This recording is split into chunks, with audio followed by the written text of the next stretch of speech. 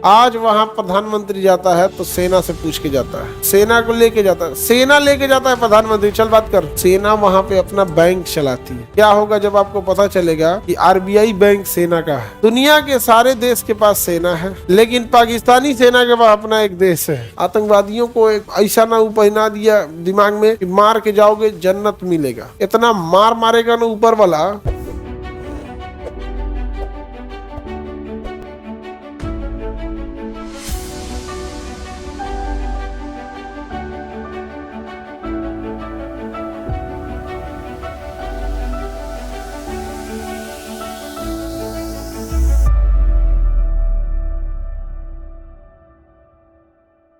स्वतंत्रता भारत को दिया, निर्माण पाकिस्तान का किया, पाकिस्तान उधर बन गया। और पाकिस्तान जब बना, हमारा संविधान भी बनना चालू हो गया, पाकिस्तान का भी संविधान बनने लगा।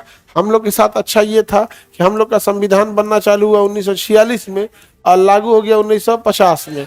बीच में जो 3 साल का टाइम था, 3 साल का टाइम, हम लोग का संविधान बनने में 3 साल, क्योंकि 26 जनवरी को लागू हो गया। इसको पूरा नहीं गिनेंगे। और बन तो गया था 1949 में ही। तो मेनली हम लोग के संविधान बनने में कितना साल लगा? 3 साल। इस 3 साल में कुछ समय तो माउंटबेटन रहा, उसके बाद चक्रवर्ती राजगोपालाचारी रहे, और तत्काल बाद संविधान क्या हो गया? लागू हो गया। और राजेंद्र प्रसाद को दे दिया गया और सेना को कह दिया गया अपना काम कीजिए। पाकिस्तान के साथ ऐसा नहीं हुआ। पाकिस्तान का भी संविधान बनना चालू हुआ 1947 में, अब बन के तैयार हुआ 57 में। 10 साल लगा। जन्नत बना रहे थे, समझा जी? तुम भी क्यों हंसते हो? जन्नत बनने में टाइम नहीं लगेगा? हाँ, जन्नत बना रहा था, 10 साल टाइम लगा। अंग्रेज चले गए सब। और वहाँ हालत कौन देखेगा जब तक संविधान नहीं है? सेना। सेना को आदत लग गया। आज वहाँ प्रधानमंत्री जाता है तो सेना से पूछ के जाता है, सेना को लेके जाता है, सेना लेके जाता है प्रधानमंत्री। चल बात कर। सेना वहाँ पे अपना बैंक चलाती है। क्या होगा जब आपको पता चलेगा कि आरबीआई बैंक सेना का है? तो वहां सेना पूरा बैंक चलाएगी, सेना इंडस्ट्री चलाती है। मतलब पाकिस्तान देश नहीं है, पाकिस्तान के पास कोई सेना नहीं है, बाकी पाकिस्तानी आर्मी के पास एक देश है। दुनिया के सारे देश के पास सेना है, लेकिन पाकिस्तानी सेना के पास अपना एक देश है। तो सेना वहां हमेशा ऐसे रहते, अपने से फील्ड मार्शल की उपाधि दे दी है। उसके प्रधानमंत्री को देखिएगा, ऐसा बात करेगा सेनापति से लगेगा कि क्या बात कर रहा है। इसलिए सेनापति जो है हमेशा भारत से उलझते रहता है, क्योंकि सेनापति का वैल्यू तब तक है जब तक युद्ध जैसा माहौल हो। और वहां जैसे हम लोग यहाँ प्रधान नेता सब कैसे पोस्टर बैनर चिपकाता है सर, वैसे वहाँ फौजी सब चिपकाता है सर। वहाँ रूल बनाया सर कि कोई रिटायर होगा तो 10 एकड़ जमीन, किसी को 20 एकड़ जमीन, कोई कुछ खूब पूरा एकदम सेना को लेके रहेगा सर। अब कैसे होगा भैया? सेना से कोई बगावत कैसे ना करे? तो वहाँ सेना ने आगे किया धर्म गुरुओं को। धर्म गुरुओं ने कहा कि इनको मारो, भारतीयों को। समझ में आगे कि नहीं आ गया? कि मारो।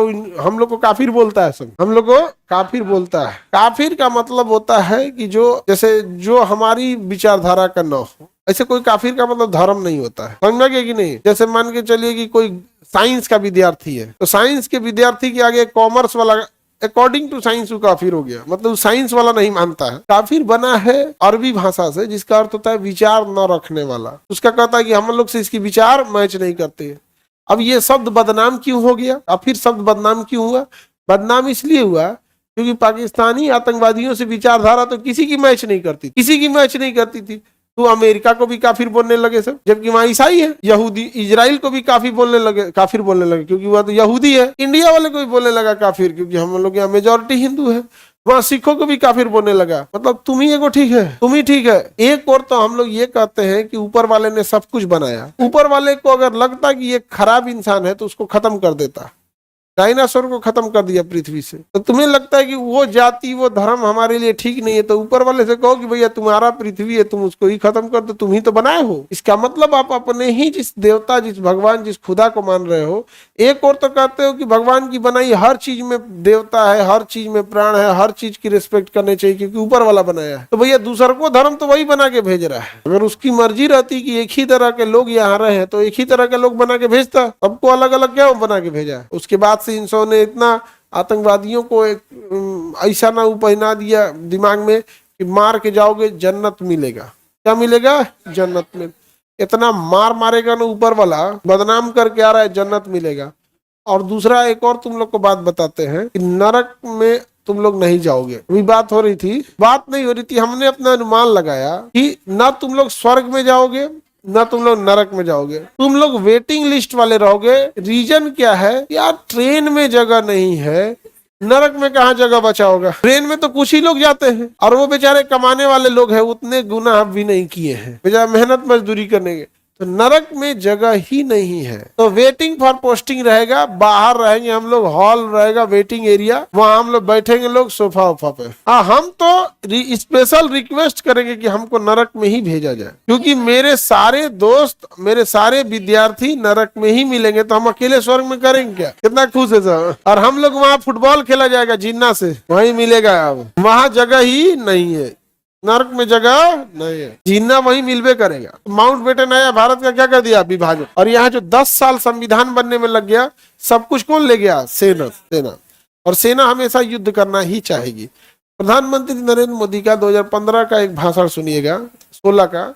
उन्होंने कहा, जब मैं प्रधानमंत्री बना और पाकिस्तान से बात करने की कोशिश किया, तो मैं बात करने के बाद थक गया। तो फिर पूरी दुनिया से भी बात किए कि हम उनका कहना था कि शायद बाकी दुनिया वाले, फ्रांस, ब्रिटेन, अमेरिका, इनसे बात करके देखते हैं कि आप पाकिस्तान से कैसे डील करते हैं। उन्होंने भी कहा कि सर, उससे डील कैसे कीजिएगा? प्रधानमंत्री से बात कीजिएगा कि सेनापति से बात कीजिएगा कि आतंकवादियों से बात कीजिएगा कि धर्म गुरुओं से बात कीजिएगा? सब एक्सट्रीमिस्ट हैं सब। सेना से बात करें, कोनो काम का नहीं है।